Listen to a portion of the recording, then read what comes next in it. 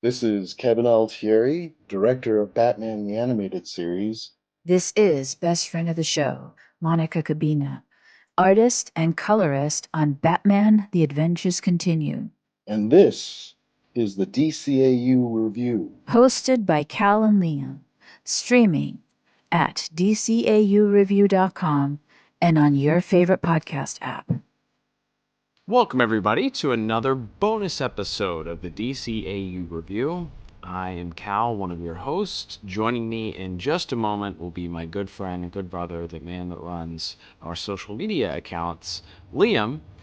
Today we have an opportunity to sit down with an incredible writer and someone that has just a laundry list of who's in the industry of animation, writing credits that go decades back, and maybe most importantly to our listeners here on the podcast, was responsible for a lot of episodes of Static Shock, and we get into talking a little bit about that today.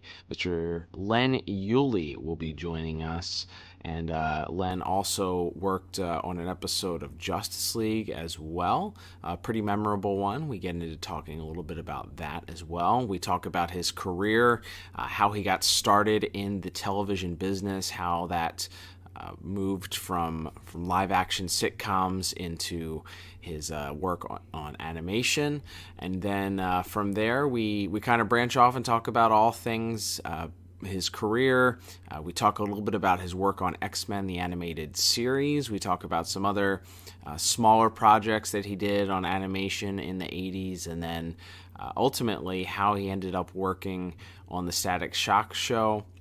He talks a little bit about what it was like working with the late, great Dwayne McDuffie, shares some really wonderful stories about that, and a lot of other fun along the way. It is a hoot of a conversation, super entertaining. Len is just a wonderful human being and has a lot of knowledge and fun stories to share. So we are excited to finally release this interview in its entirety. We did preview a little bit of it on one of our episodes in August, and this will be an opportunity to hear everything that he had for our listeners. So without further ado, we'll throw it to ourselves in the past, speaking with Mr. Len Uhley. All right. And as mentioned, we are very lucky to be joined today by a legendary writer in animation, that being the great Mr. Len Uhley. Len, thank you so much for joining us today. Thank you for inviting me, guys. I really appreciate it. And as I said before we started, I think you've probably interviewed everybody I've ever worked with. Some of this may sound familiar if we cross the streams a little. So apologize for the redundancy straight off. You're just corroborating each other's stories, you know? That's right. Yeah, it's our story, and we're sticking with it. That's right. So before we launch into some more sort of DCAU themed topics, we'd like to just start by asking sort of what were your origin story, so to speak, getting into as a writer and specifically as a writer in animation. Oh, well, okay. I hope you have an extra hour. Basically, I became an animation writer quite by accident. I started out as a wannabe sitcom writer. I had my first sale on a sitcom when I was 21. I was a junior at UCLA in the film school. And I saw a show got picked up, and it was called Holmes and Yo-Yo. Nobody remembers it, but it was 13 episodes on ABC, two cops, one of whom was a robot. So, clearly right up my alley straight away. But it was by the guys who had done Get Smart. So these were like comedy gods for me growing up. So I read the show got picked up. This would never happen today, but I got a chance to, I called the office, the production office, and I said, can I read a copy of the pilot script? And the woman there, the director of development, said, sure. Like this would never happen. Armies of lawyers who would make that not happen. Right. So I got a copy of the script. I read it. I said, oh boy. And I wrote a story, not even a script, mind you. And I'd been writing, spec scripts and all that sort of thing. So then I sat on it. Now, I have to say, at this point, I am a commuter. I am living at home. I am taking the bus to UCLA every day. And what are they going to do? They're not going to hire a guy in college with no credit. Sure. So I sat on the story. And my mom said, okay, I tell you what, I'll mail it for you. Okay, Mom. That's going to happen. 2 days later, the story editor calls me on a Friday and says, I'm going to make your weekend. So I said, really? And so what he did was he and his producer partner, they rammed my story together with some other material they already owned from a guy named John Landis. Not sure whatever happened to him, but anyway, quite frankly, it was probably in pre-production on Animal House, so I don't think he missed the assignment too terribly. But anyway, so I got a chance to write the script, and I was cocky. I was 21. I thought I knew what I was doing, and I didn't do a great job. Let's put it that way. But it was a first assignment. And that was great. Following year, I had a TV series format optioned by a production company. It was about the first Black president of the United States. Like that could ever happen. Right. But it was 1977. It's ancient history. So right. 2 years, 2 assignments, graduating college. This is going to be easy. What a great career. Piece of cake. Rocket to the moon. 3 years of radio silence followed. Nothing happened. Wow. So for if you want to say I was an overnight success, that's true if your definition of overnight is 10 years. Wow. So bumped around, a few assignments hither and yon, lots of jobs in the meantime, office jobs, working at a lawyer's office, working as a producer's assistant on Benson, the sitcom. Oh, yes. Writing industrials and corporate shows. And that's where I learned how to be a professional writer, because you're writing for very little money. You're writing for make the client happy, writing, taking notes, all that. So that's how I really learned, because whatever modicum of talent I might have had, I didn't have the skill set, the professionalism that, at the beginning. So that was the series of lucky first breaks. Anyway, sorry, rambling on. Eventually, one of the mom and pop companies I worked for in the industrial and corporate thing, the pop was Michael Rye, a voice actor from radio who was the voice of Duke Igthorn on the Gummy Bears. Oh, okay. So a great comic villain. And so he introduced me to the story editor, Jim Magon. And Jim hired me to write a freelance Gummy Bears episode, and then hired me to write a freelance DuckTales episode, which, by the way, was called Where No Duck Has Gone Before. You'll see another thread running through that's a Star Trek fanboy thing here. Anyway, and then Disney TV Animation was ramping up because they were doing the DuckTales series, and then that was going to be followed by the Disney Afternoon, all those syndicated 65 episode, a 2-hour block of television 5 days a week. Again, unheard of today. But by then it was like, wow. So they were hiring people left and right. And so I got a chance to go on staff there. And just to put a button on the origin story, 2 weeks after I signed my contract at Disney, I heard from 2 story editors I had met on the picket line in 1985 for the Writers Guild, and they asked about my availability for the CBS version of Charles in Charge. Yes, I never got a chance to work for Scott Baio, work with him, because I had already signed this contract and being the Boy Scout. I wasn't, oh no, I couldn't possibly. And that was the fork in the road, and that's when I became an animation writer. And so 47 years in the Writers Guild, 37 years in writing animation. And, on balance, I guess it worked out. I got a chance to write, 260 some episodes of television. Right. And eventually I'll get it right. In the meantime, I got a chance to work with some wonderful people on a lot of great shows, including some of the shows we're going to talk about today. So and that's my long-winded version of. So how did you get here? I'm still trying to figure it out. Sorry. That's incredible. Wow. That's like so many who's of people that are in Hollywood that you either cross paths with, worked with. I am the Zelig of animation. I have worked with of show business generally. I've worked with, or just alongside, just a glancing blow with big deal people, and I'm just sitting here being the working slob shoveling through into the next assignment. But it's been it's been weird. I can go into stories,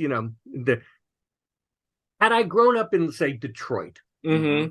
I would have gone to work for the Ford Motor Company, right? Yep. Company town. I grew up here in Los Angeles, and even weirder than that, on the wrong side of the tracks in Beverly Hills.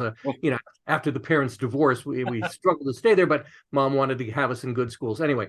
Yeah. So I grew up with all of these showbiz kids, the sons and daughters of TV stars and studio heads and things like that. So company town, no other skills. Of course, I'm going to want to be a writer. Of course, yeah.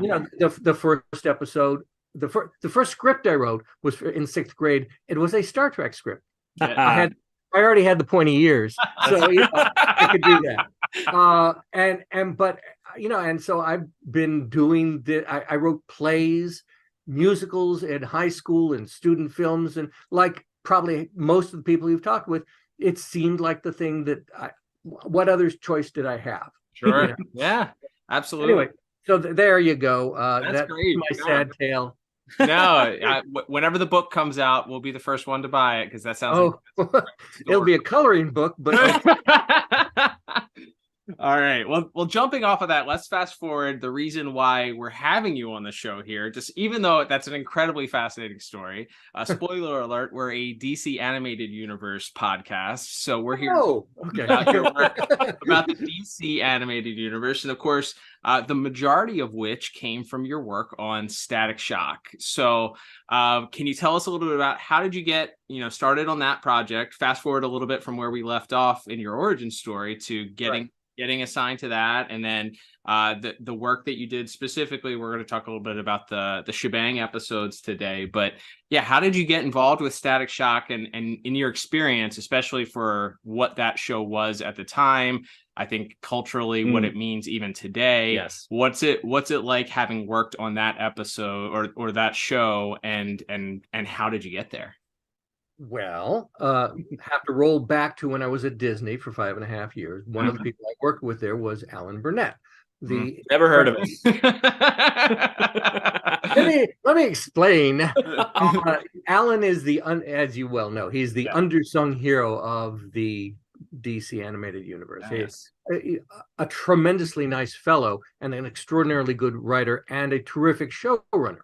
But anyway, Alan and I were working on things like Gummy Bears and Tailspin and shows like that together. And then he went back briefly. I think he went back to Hanna-Barbera, but then landed at Warner Brothers. Mm-hmm. And so he was running the Batman. I never got a chance to write on the Batman animated series, but of course thought it was brilliant. Yeah.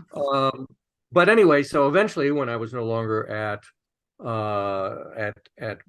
Disney and had done some superhero stuff for Eric Lewald, also with whom I'd worked at Disney, but then became the showrunner on X-Men the Animated Series. So, and of course, I'd read comic books, mostly DC comic books, in fact, when I was a kid. So I knew the lingo there too. Yeah. So anyway, I ended up, Alan was then running, in addition to everything else in the Batman series and the Superman, all he was also in charge of the Static Shock after it had been developed, and he'd been playing a key role in that. Anyway, so he was kind enough to hire me to work on that, and so I ended up writing 16 of those on Static Shock. And so I was there as a freelancer, as a story editor, as a freelancer, sort of the arc of the thing, but got a chance to work in all 4 seasons. And it's as you well know, it is a spectacular series. It holds up extremely well. Yep. And part of that is, of course, the origins of it, because people like the late Dwayne McDuffie and Dennis Cowan and all of their cohorts had created this wonderful universe, the Dakota-verse, for Milestone Comics, which was the first African-American owned comic book company, and they did amazing things there. And Static was developed as an animated series, brought a little younger and things like that, but I had an affinity for it. I got a chance to write quippy dialogue, which is kind of my thing. And so Alan was kind enough to bring me in and let me do all sorts of wonderful stuff. And that's also where I met Dwayne McDuffie, for whom I eventually also worked on a couple of iterations of the Ben 10 series over at Cartoon Network. Nice. And we can go on for another hour about what an extraordinary genius, honest to God genius, Dwayne McDuffie was. Yeah. But anyway, so I digress. Working on Static Shock was a wonderful experience with some very talented people. And because, again, of the showrunner in charge, in this case, Alan, later on the Ben 10 series with Dwayne and Glenn Murakami, you got a chance to work on a show that was, yes, a kids' action adventure show and great fun, and everybody after the treasure and things blow up and we get to say things. But also, we got a chance to do stuff that was about, I'm sorry if this sounds ostentatious, but the human condition, about stuff that matters, that comes from the heart. And so, Dwayne and Alan, they wrote a show that got a Humanitas Award about gun violence, about bringing a gun to school. I got to write an episode called Frozen Out that was about Love that episode. Mental illness and the homeless. Now, this doesn't sound like kiddie fare, does it? Not at all. When you have people who are willing to go to bat and say, okay, yeah, we're not going to do another villain of the week. Yeah, we can do those, and we did them very, very well indeed. Oh, yes. But we got a chance to write things that mattered to us, and within the confines of Long Underwear Show. And so we're just that, again, one of those things that was so lucky for me that I got a chance to work with such brilliant people, all at the top of their game. And so there were a lot of shows that I worked on where that has been the case. Static is one of them. I consider the Static and the Ben 10 runs for me, again, mostly freelancing, particularly on the Ben 10, but I got a chance to work on stuff that mattered, that I can look at with pride, and were very well made. So, I came out ahead in that regard. Absolutely. Yeah, that's one of the things that we talked about. I mean, even going back to that was what made Batman the Animated Series, why it's still impactful today, is because you can look back at those cartoons and compare them to other cartoons that were being developed at the time. And that sort of set the precedent that was then carried on. And especially but even more so with Static, when you have it coming from a position of writers that have experiences that a lot of other people haven't had. And their goal is to get those messages out there. For instance, talking about racism or mental illness or, classism or some of the other things how many cartoons covered that stuff on a weekly basis for a cartoon that was aimed at Saturday morning kids, from 8 to 15. You didn't have that. So it is one of the reasons why we believe that Static is such an important and often overlooked cartoon, is because this is stuff that wasn't talked about or wasn't being talked about at that time. And now culturally has been brought more to the forefront, and you can see man, these guys were trying to talk about this stuff and kind of shine the spotlight on this stuff 20 years before it was in the more mainstream eye. So yeah, what an incredible legacy for that show. The thing is, there are a few shows that I've worked on that gave us the chance to do things like that. I mentioned X-Men the Animated Series. Eric Lewald ran a spectacular show that was not written as a kiddie show. It was really good drama or melodrama or whatever you want to call it, but we were able to tell stories. I mean, the whole basis of it is about prejudice, right? It's about the other, and we got a chance to talk about incredibly important issues that were important to us, all of us. Who got a chance to read that show. And the same thing with Static. We were just, it was a wonderful wide palette. We could paint in all the corners, and we could do big silly, and we could do Night of the Living Brain Puppets, or whatever I called it, Attack of the Living Brain Puppets. I had to look up my own credits. Not a Humanitas winner, but so much fun to write, and we got to do, we were doing Body Snatchers, and we were doing a Reese Witherspoon movie, right? Those together, it's like, okay, why not? It's a cartoon. We can do weird things, and that was so great about working on shows like that. And you brought up the three things with Shebang, again, full disclosure, the first episode, Shebang, was a story of Alan Burnett. So he created the character, and he handed this teleplay to me. And so I got a chance to write that character and develop that character, and sort of find out who she was, in addition to the great foundation he had provided me. And I'm sure you've heard this from many of your other interviewees. When you're working in a freelance or a staff situation, you're in the service of the series, and the series is supervised by the showrunner, by the supervising producer, whatever the terminology they use. And those are the people you want to please them, then they'll hire you again. But you also, you can't go off and do a musical if you're doing a dark drama. You can't, you have to sort of fit within the guardrails and then find your own way of expressing yourself within those parameters. So, in this case, Alan wrote a great story, and we had, terrific producers and directors. It was interesting. I went back and watched the 3 episodes. First of all, I had forgotten the one in the middle. I had forgotten the Parent Trap. It was funny. We had that same discussion amongst ourselves. We're like, I thought, because it's Shebang and She Back. I was like, okay, it's just those two, right? And then I was looking. Well, thank God for Google. But it's actually, I enjoyed it. I mean, first of all, we had a really good villain, Ron Perlman, who's a fabulous actor, played the bad guy in that. Absolutely. And it was like, it was watching it so many years later, it was like a surprise to me as audience. It was like, oh, wait, what are the parents doing? Right. So surprise. After all these episodes, I've forgotten some of them. But it was a good experience. I enjoyed watching it again, and again, all of the performers. Oh my gosh, Andrea Romano, the voice director. Yes.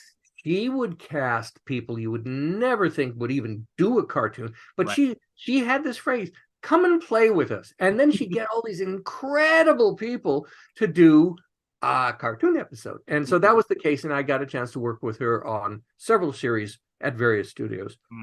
Excuse me. And wow, what a pleasure, because she, just to focus on one person, she was the one that sort of, she could find subtext in what you'd written that you didn't know about. I mean, it would be helpful if I could remember the episodes altogether. But but she was just wonderful in bringing stuff out and bringing performances from people that it was just brilliant nuances and funny stuff. I mean, a lot of these people are just so hilarious.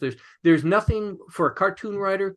There's no greater thrill than being able to go to a recording session and hear these people who are funny and brilliant and quirky and just so wonderful, bringing your words to life and making them so much better. And I got lucky right off the bat when I was at Disney, working with people who were the voices of my childhood, like June Foray, Rockin' Bullwinkle, and Paul Winchell, and people like that, and Corey Burton, who was one of the younger guys back then, one of our favorites. All of them so versatile and terrific. And later on working with people like Maurice LaMarche and Rob Paulson, who are just, they walk into a room and you start laughing immediately, right? And then you see, they bring in like somebody like Andrea would bring in, somebody like all these big TV and movie stars, and you say, oh, wait a minute, I'm going to fanboy now, right? So, it's just like, I mean, where else would I meet Mark Hamill, except in a recording session of Static Shock? I did the first, the big leagues of the superhero crossover. So it was the big leagues, that was Joker showing up in Decoder, and that was wild. Okay, look, there's Batman. Oh, look, there's Luke Skywalker. Right. What happened here? But there was. And by the way, all lovely people, self-effacing, funny, charming. It's just again, pretty good way to earn a living. To get this. You put the words down, and somebody says them, and they're funny, and okay, thank you, I'll take that. Right, there you go. I was gonna say, I think for us personally, I think the big leagues where we probably slept on the first season of Static. And then that when the big leagues, we saw Batman and Robin were coming to town. That's kind of when we jumped on board the series when we were kids and kind of kept watching all the way through after that. So that was a very seminal episode for us, for sure. Glad to be the gateway drug here, because Static was a wonderful experience. Again, top-notch people, and I think it should have gone longer. But of course, as I'm sure you've been told, they couldn't get a toy deal, because what the rationale would be. We couldn't possibly sell toys with Black Lead. But right, God, I don't know. Talk to the people who've done Black Panther. I think they were wrong back then. Yeah, they were wrong back then. And eventually, I think there were a few toys after maybe Justice League Unlimited or something like that. But it's like, yeah, come on. It was a great character, and I loved writing him and Richie and all the others. It's just, it was a picnic, because you get to just do all these funny character asides, and then you get to do big action, and no complaints. What more could you ask for when writing a superhero show, right? Well, residuals, but don't get started on the disparities good there. Place to start. Yeah, you walked into that one. Sorry, guys. That's good. I would just say, as a follow-up to kind of your the pride you have in Static Shock, I believe I read you wrote, or you're credited as writing 16 episodes of that series, if I'm not mistaken, and then also credited as a story editor on some others. So can you just kind of, for this maybe get a little bit inside baseball on what is a story editor, what is their job on a show? Well, that's, it depends on the show. When I was a story editor working, Chris Simmons and I were story editors working for Alan Burnett on Static. And so basically we edited, he would say, okay, this great script needs to be rewritten, or would you take this story and turn that into a teleplay and stuff like that, when, we're trying to crank through all of these episodes as quickly as possible.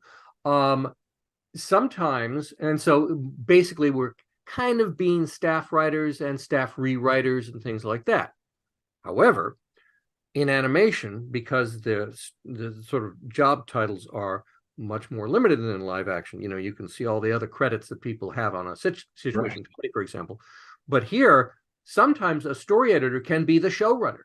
That's the title they've been given, depending on the studio, or head writer, or things like that. So for me, I was not a showrunner. That was Alan's job.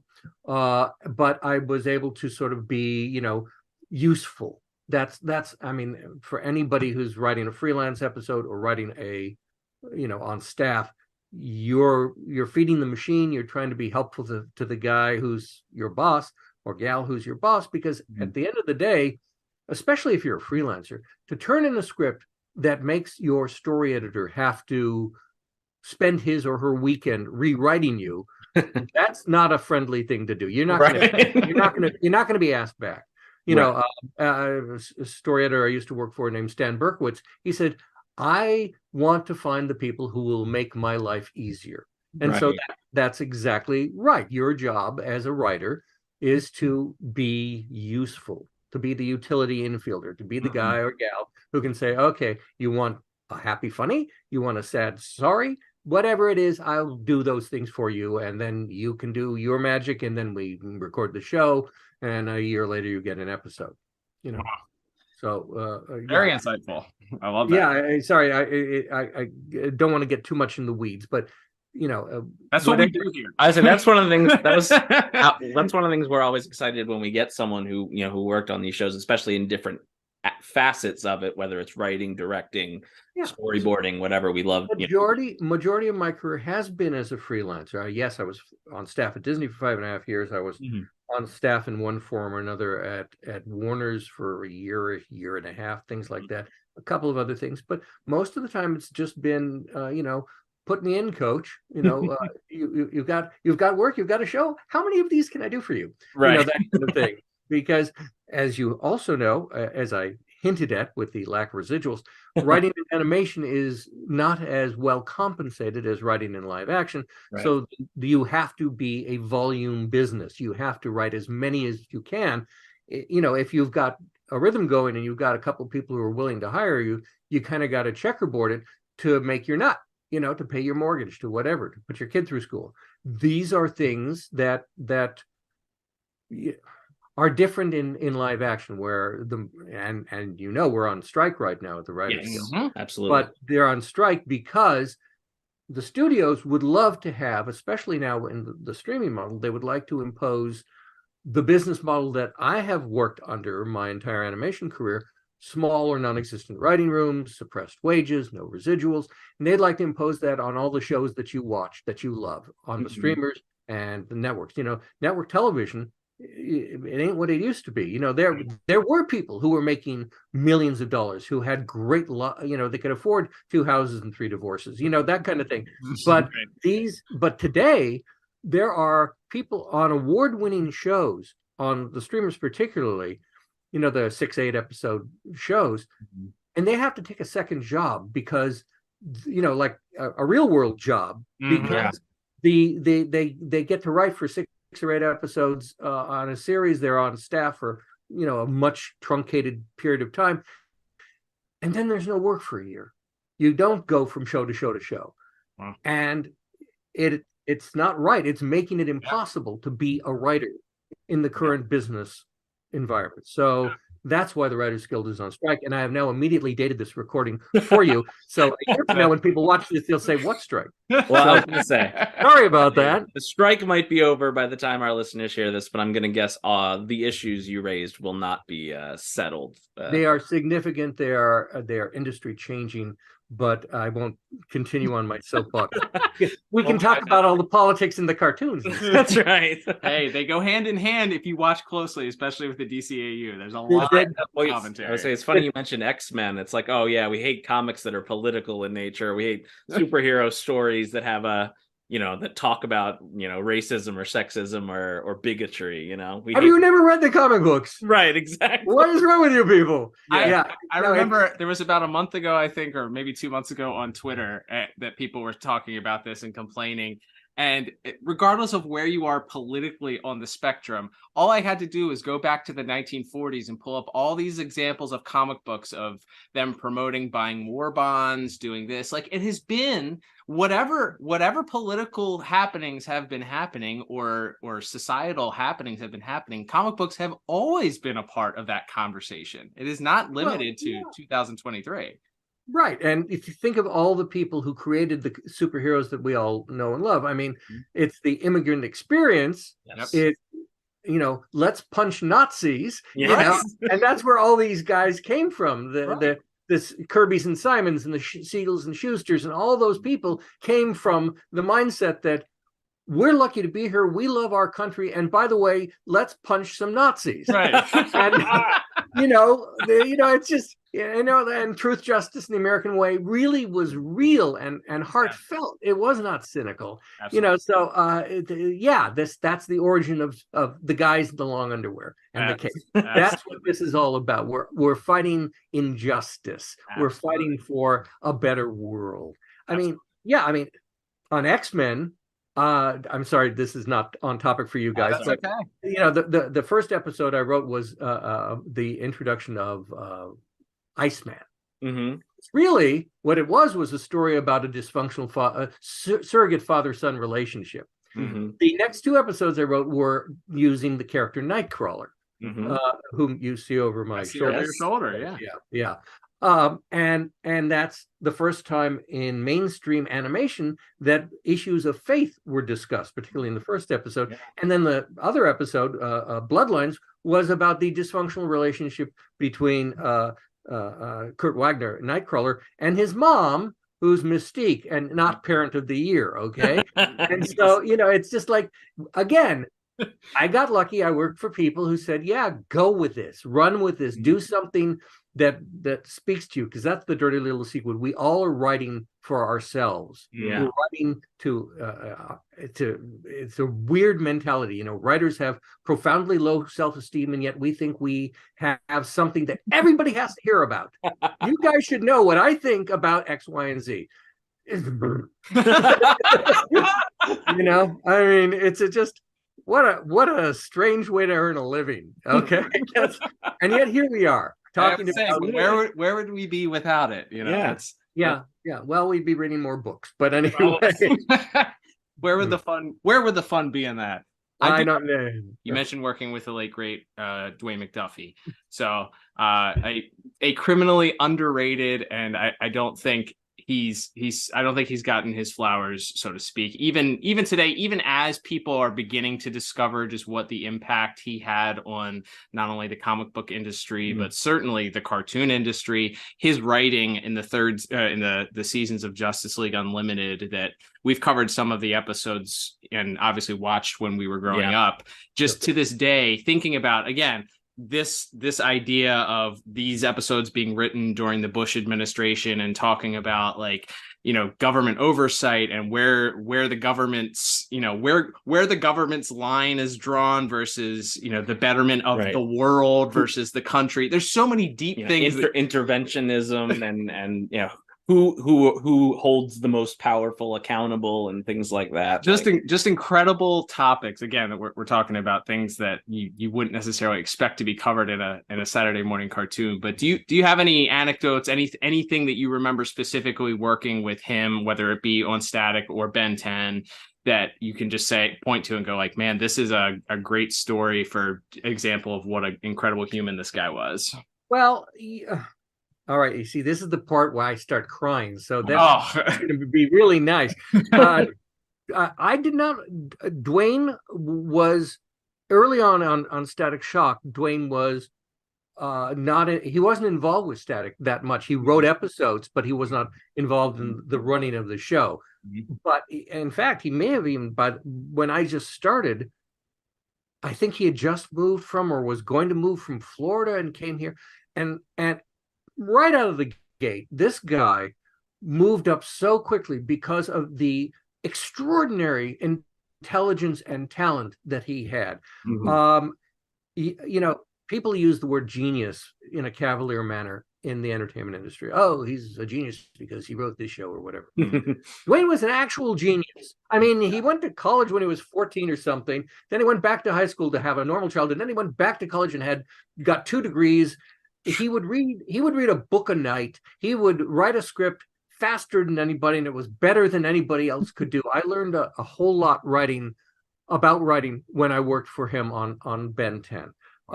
And he had seen what I had done on Static Shock and liked what I had done for his character, basically. And so when he went over to reboot Ben 10 and make it a little older and things like that, that's when he said, "You could come and write for me." And I said, "Oh, please." But no, I mean, I got to know him. We were not buddies, but I was thrilled to work for him because he was so damn smart. Oh my God. And it was a little intimidating. I mean, he was about 6'19". He was huge and intimidating, and yet is incredibly droll and bright, so smart and so well read. And it makes me feel like I'm such a dummy just being in the room with this guy. And so outside of the am I really supposed to be here feeling, he was just so wonderful, and got again off topic for you guys, but on Ben 10 we got to write a bunch of stuff that was very funny. I did one called Con of Wrath. It was just a romp, but there were really dark ones too, really sort of interesting psychological studies, and just I don't know. I think I've met a few people whose talent is just so blindingly bright. He's at the top of that list. I mean, I've worked with some really great writers, Sure.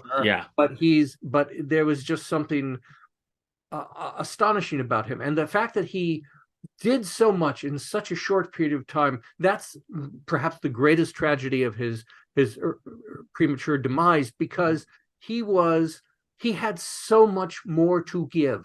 And meeting him, working with him, knowing him was a privilege. Anyway, sorry. That's good. No, that's wonderful. It's just go back and just watch some of the runs on Alien Force and Ultimate Alien, the shows I worked for. I also worked on Omniverse, which was the last of the 3 series, and that was run by his widow, Charlotte, and his best friend from high school and college, Matt Wayne. And continuing the legacy. He had developed the show and then passed away. And so, but the stuff that I worked on for him, like I say, all of 24 episodes for the whole run for me, but I think I did 18 or whatever for him. It just, what an experience. Oh my God. It just, anyway, I'm just, now I'm just going off into reverie. So you don't expect me to be coherent for a couple minutes. I apologize. That's quite all right. We threw you a curveball, so thank you for being vulnerable and sharing that stuff with us.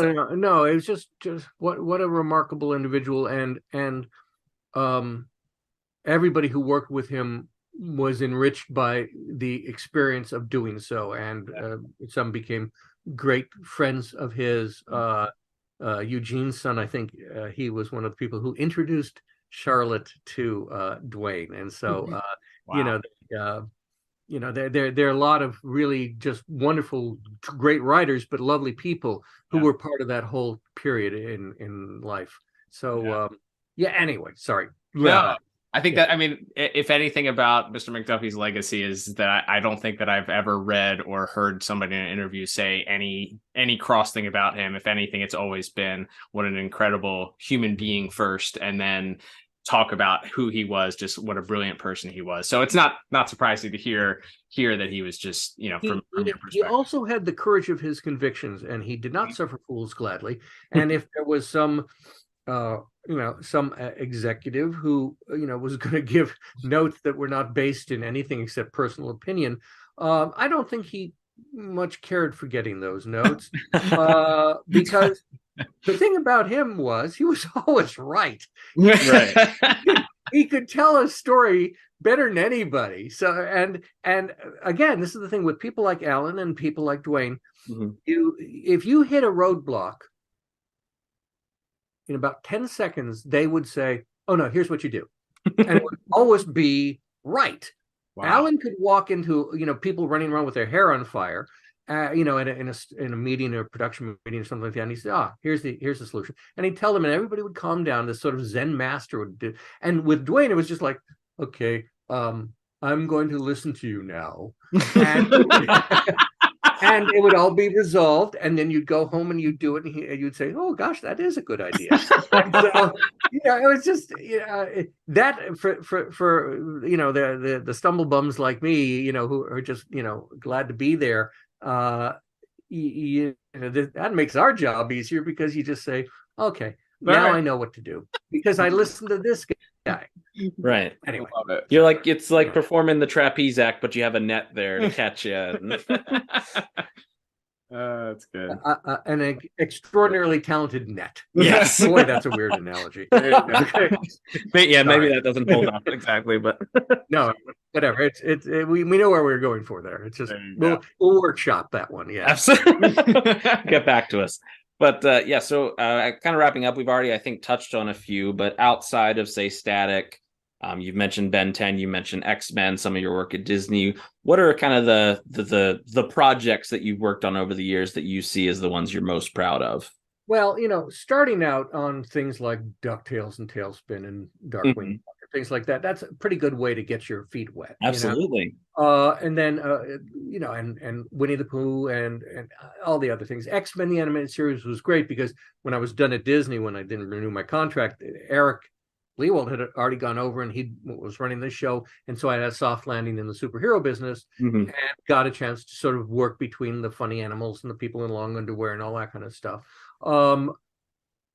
I also got a chance to write some home video features. A couple of them, The American Tale 3 and 4, which and Land Before Time 7. Only one Land Before Time, but so I got to work with Jewish mice and talking dinosaurs. So that was fun.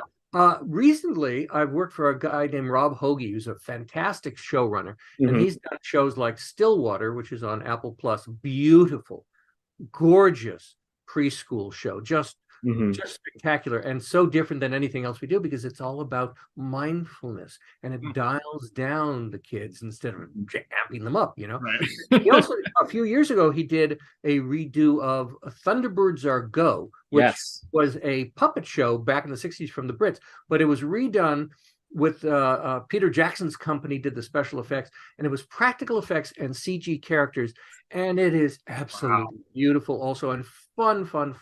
So, I've even just one-offs. I did rescue bots for Nicole Dubuque and Brian Holfeld, and I got a chance to use Maurice LaMarche to do a War of the Worlds spoof. Again, awesome. sometimes when you get to meet your heroes. So I just, and listen, there I have a number of shows I've worked on there, and it's like, did I do that? Oh yeah, I did 6 of those. Nobody's gonna look for my tombstone and find Dork Hunters from Outer Space. It's there somewhere. I was very glad to have the work, by the way. Let's not any employment, because like I say, it's a volume business, and you're scrambling all the time to get the next gig. So, glad to have all of the jobs, Absolutely. and you get a chance to write. I did one for Matt Wayne on a show called Cannon Busters. And that was like violent and sexy and weird. And, not using those muscles when I'm doing Hello Kitty, but that's the lesson. You've got to be able to be versatile enough that you can say, oh, that's what's selling now. I can learn to do that, or I can do this kind of show too, because that's the thing. Tastes change, and the kind of shows that are being made now are very different than the kind of shows that were being made when I started out in the Stone Age. So, and that's another show I worked on too, called Stone Age. But Good. It's hard to keep track. Boom. Anyway, so what can I say? I've been very fortunate. I've worked with so many talented people. They've been kind enough or silly enough to hire me. So it's been a good run. I'm not done yet. I'm not dead yet, as they say. Right. But I've had a nice time of it for the most part, and I'm very, very fortunate. I'm very grateful. I was going to say it's fun that you shouted out some kind of those one shots you did, because something I think we found, because we mainly do these main Alan Burnett, Bruce Timm shows, but sometimes we venture into other DC animated stuff, or even a weird little one-offs once in a while, just to shake things up. And what we find, every show is somebody's favorite show. Every time we do a new, whether it's Young Justice or we did an episode of the Spider-Man animated series for an April Fool's episode last year. Right. And as soon as we announced, we put on our Twitter that we were doing that, we just immediately got a bunch of responses like, oh my God, this was my show. This meant so much to me, and that's, so you always think about that when you look at someone like yourself who has such a, versatile body of work to your name. It's like, every one of those shows meant a lot to somebody.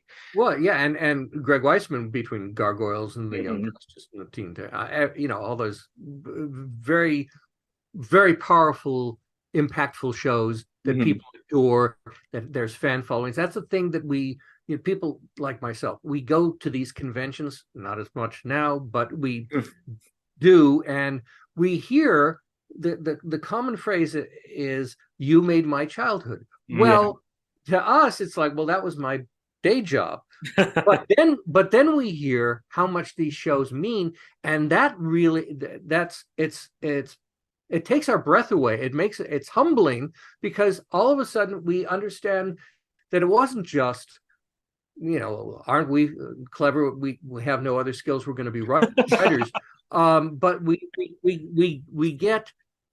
we get this wonderful feedback from people. Talking with guys like you, it's like, how lucky are we that we get to do this thing that people remember fondly, and they're introducing their children to it. And it's like, wow. So that's like, okay, that's a perk we had not anticipated. Yeah, there it is. You have a legacy. Like, yeah, I guess. Yeah.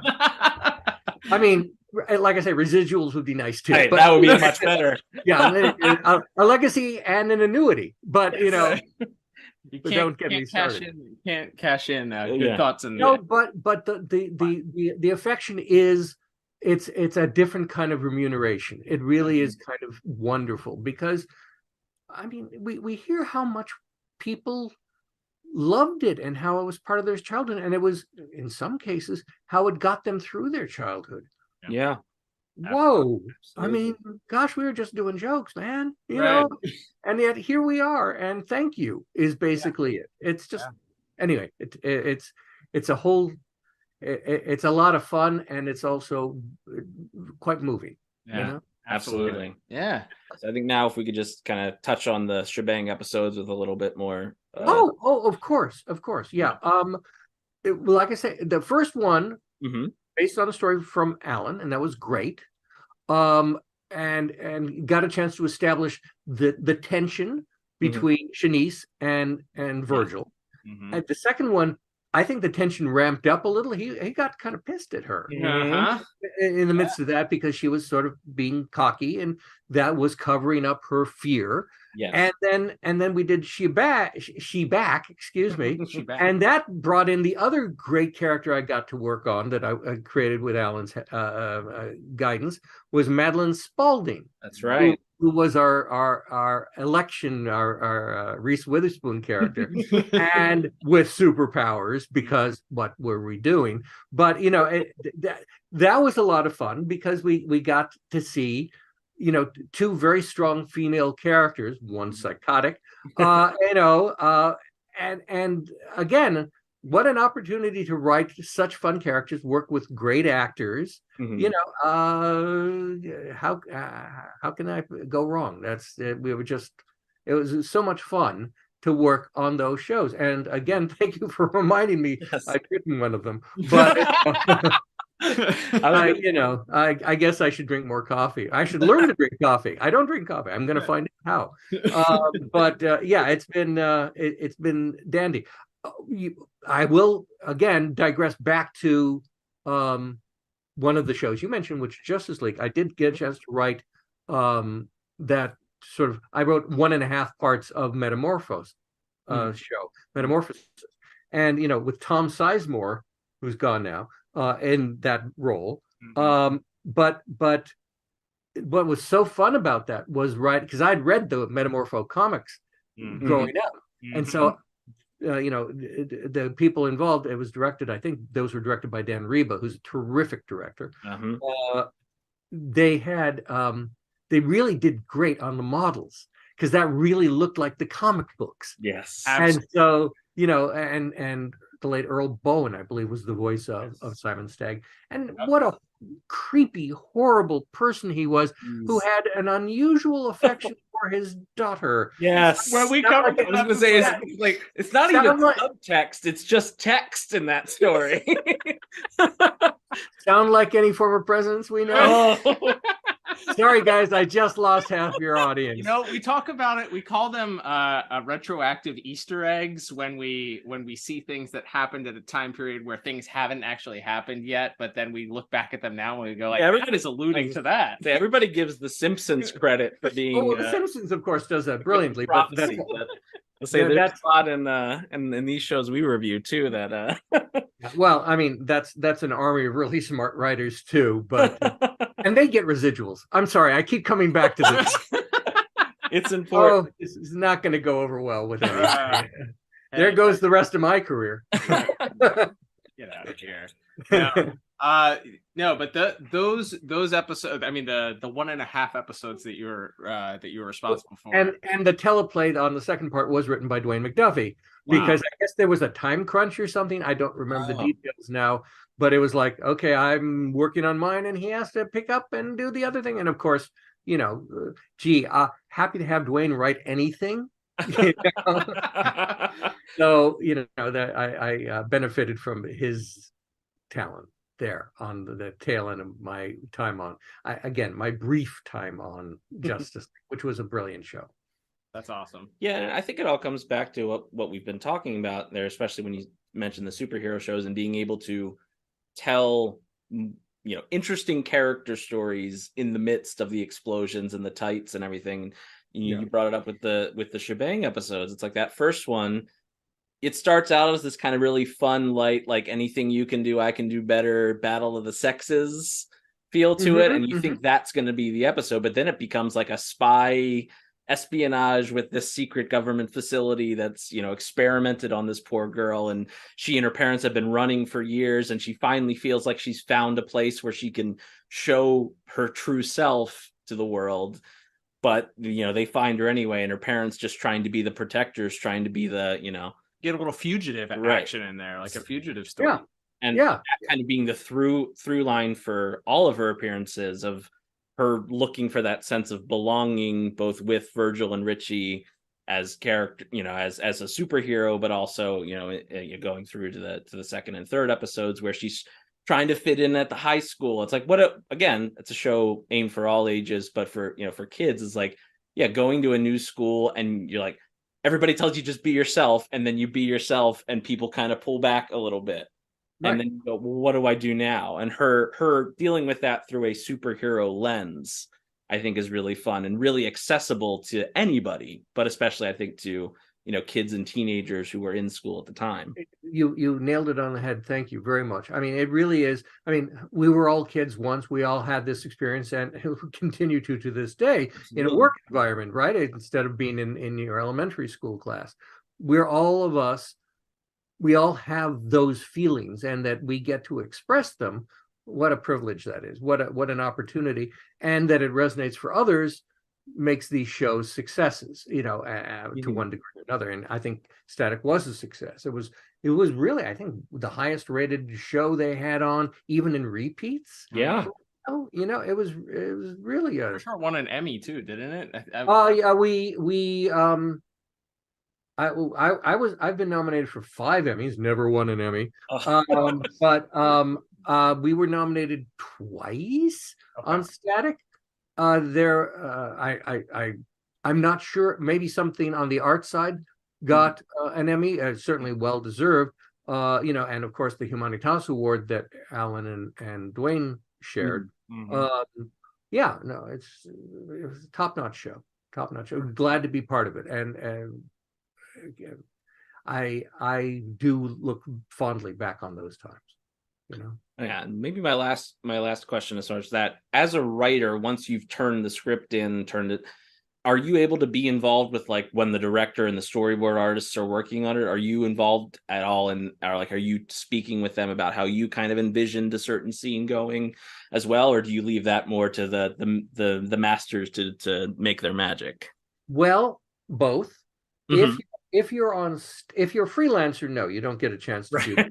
You watch the show a year later. Right. But for when you're on staff, as I was during part of this Static time, I got to interact with the directors and the storyboard artists. And it was that's the kind of collaboration that you dream about, because you could look at the board and you say, oh, that's brilliant, and you plus this, and oh, by the way, and you can also, because it's a collaborative thing, they can say, you know what I'd like to do instead, and I'd say, oh, well, that's great. Or I can say to them, guys, I think you've got a camera direction problem. You need to flip that because this is going to happen there. And that's kind of give and take. But yeah, working in that situation, you get a chance to look at the character designs, and you get a chance to see how the boards are going. And yes, you get a chance to go to the recording sessions, which, as I say, oh boy, is that fun. So cool. No, I'm not in there calling retakes. That's not the job of the staff writer in any way, of course. But I am privy to what's been going on. I mean, I remember back in the day at Disney, I'd written an episode that was a superhero spoof for DuckTales, and I was handed the storyboard, and they said, "Congratulations, you're 5 minutes over. You've got to make the cuts." So I did, and that was an unusual situation because I've overwritten the masked mallard. I obviously was meant to be doing the spandex shows. Yes. even in back in the DuckTale days, even in the early days. But so you sometimes you get those jobs, and so it's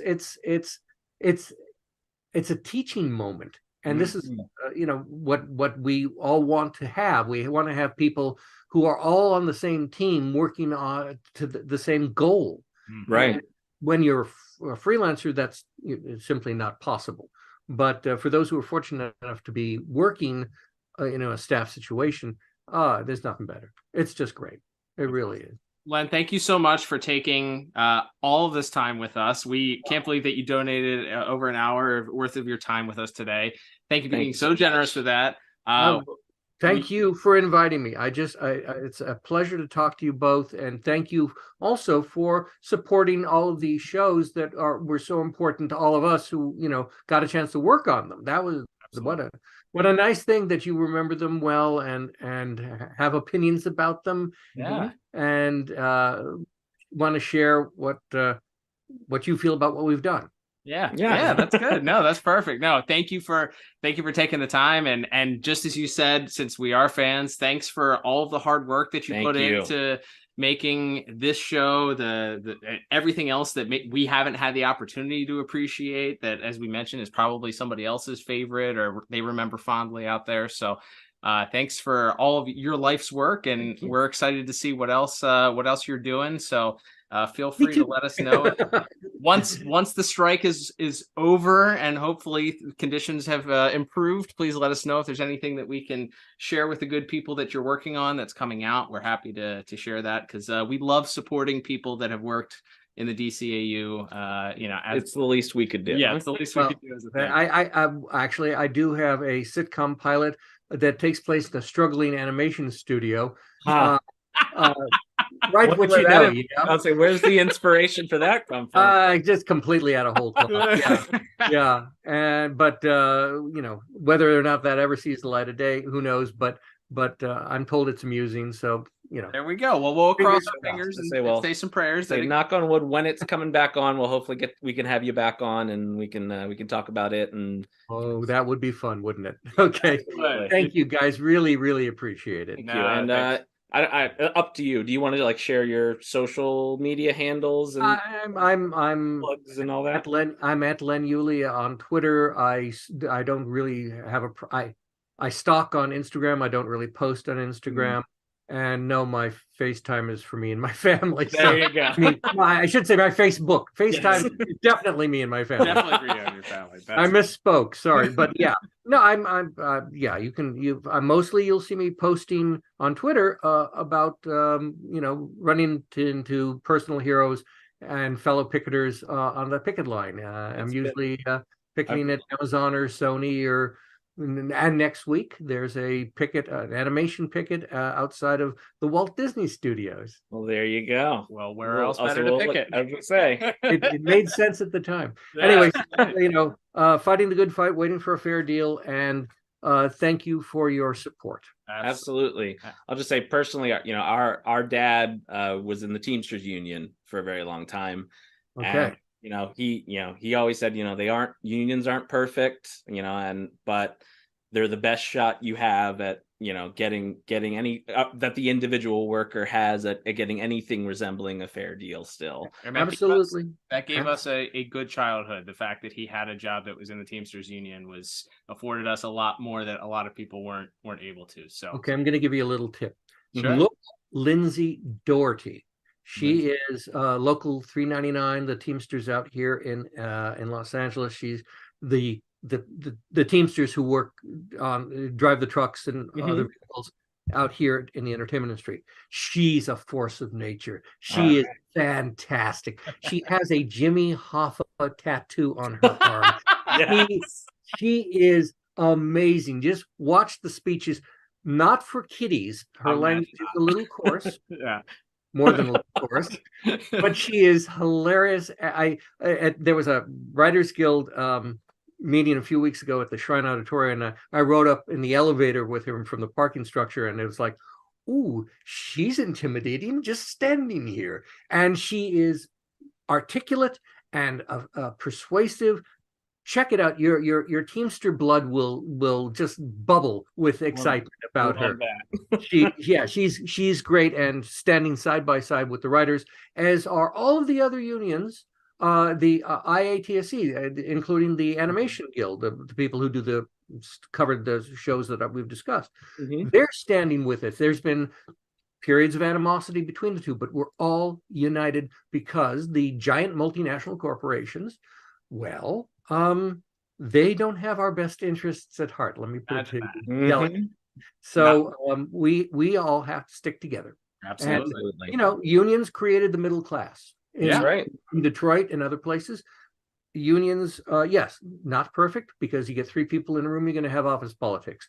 But unions are the only way that we can survive as workers in any business. Absolutely. I was at a picket last week that the janitors are organizing when their contract is expiring, because the people who own the buildings are treating them poorly. Yeah. The Teamsters just made a deal with the people who produce commercials, so it's worth the fight, because we're all back to chattel, and that's not a great place to be. So anyway, sorry to end on a No. note. No, not at all. Well, again, thank you so much. So much fun. Yeah, we Guys, really appreciate it. Thank you very much, and look forward to hearing it next month.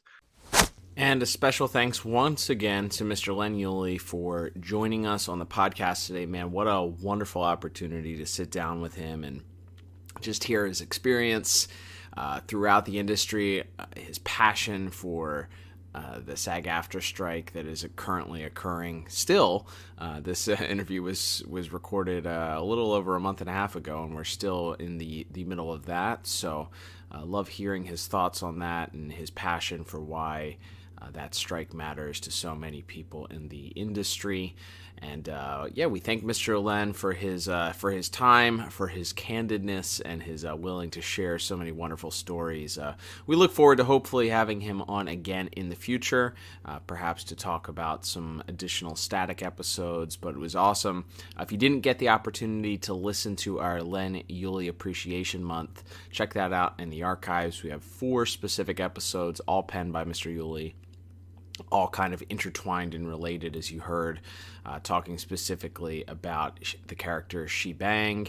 And so check those out in the archives at DCAUreview.com or on your favorite podcast app. Thank you, everybody, for tuning in today. Don't forget, there's a couple ways that you can support the podcast.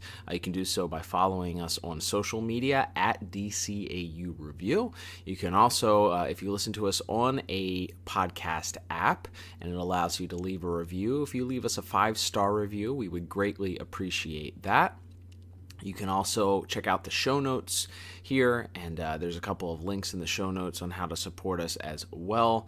You can donate to us if you'd like to, and subscribe monthly with a monthly donation, or head over to our merchandise store and pick up a shirt or a hat or a mug of some kind to support the pod. And of course, you can also, if you don't follow us on a podcast app, perhaps you consume your podcasts on YouTube, head over to youtube.com/thepodtower, where you not only get our entire catalog, but you also get some great content from other DCAU creators like the Watchtower, Database, and Tim Talk.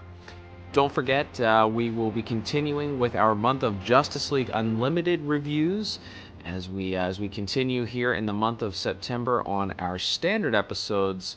And Liam and I can't wait to cover those. We're right in the smack dab in the middle of the amazing Cadmus story arc written by the aforementioned Dwayne McDuffie. We can't wait to go through those with you, but until then, I'm Cal, and we'll talk to you on the next episode of the DCAU Review.